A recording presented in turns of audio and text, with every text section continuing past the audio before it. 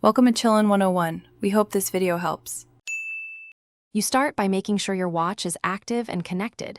This prevents delays. With your wrist raised, tap the screen or press the digital crown to wake the device and reveal apps. Once done, locate and tap the green messages icon to open the app. This brings up recent conversations immediately. Make sure your iPhone is nearby because some content fetches from it. If a message arrived as a notification, you can instead tap that notification to jump directly into the conversation. After opening messages, you need to find the conversation you want.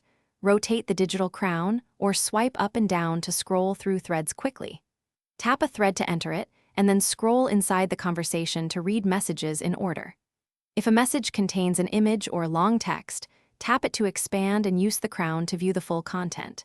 You can also use force touch or long press inside a thread to access replies, delete options, or tap the back button to return to the thread list when done.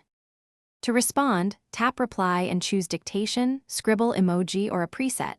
Dictation is fast for sentences, while scribble is handy for short words. You can also scroll to older replies or press and hold to access message actions like forwarding or deleting. Once finished, press the digital crown to return to the watch face. If messages fail to load or sync, make sure Bluetooth and Wi-Fi are active, restart the watch and iPhone, and then check that both devices are signed into the same Apple ID to resolve common sync issues. Thanks for watching.